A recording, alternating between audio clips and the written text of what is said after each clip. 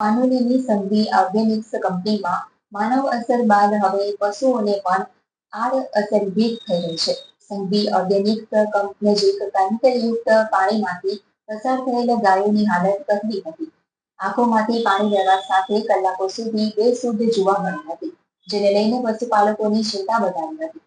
પશુપાલકો દ્વારા દૂષિત પાણી ત્વરિત અસરથી ઉઠાવી દૂર કરવા માંગ કરી હતી. રવિવારના રોજ પાનોલી જીઆઈડીસીમાં આવેલ સંઘવી ઓર્ગેનિક કંપનીમાં લાગેલ આગનું તાંડવ 3 દિવસ સુધી જોવા મળ્યું હતું, જેના ગેસ ગળતરથી 2 વાર સંજાલી ગ્રામજનોએ ગામ છોડવું પડ્યું હતું, જેઓ હજુ પણ ડરના ઓઠા હેઠળ છે. આ વચ્ચે હવે કંપની પાસે પસાર થયેલ ગૌવંશની અસર જોવા મળી રહી છે.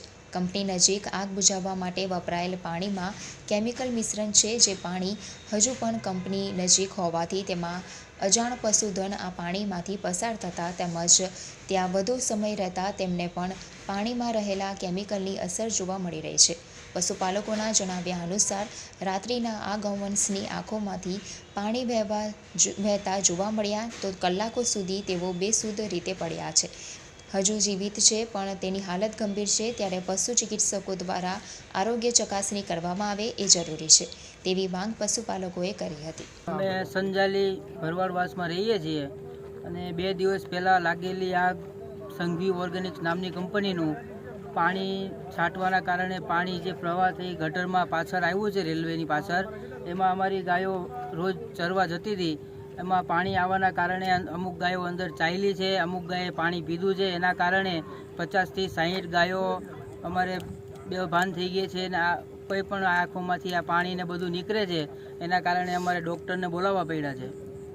શું માંગ છે તમારી? મારું નામ બાબુભાઈ.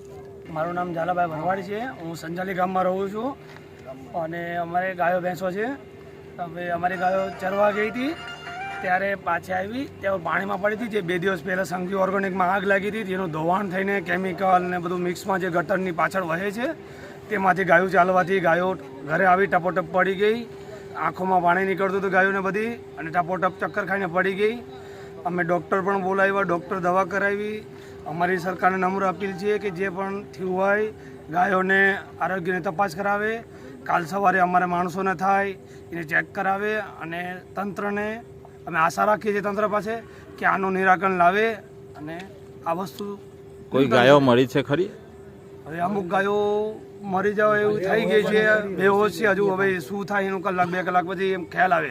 હવે 2-4 કલાકથી ઊભી જ નથી થઈ ગાડીઓ, પડી જ છે હજુ બધી ગાયો.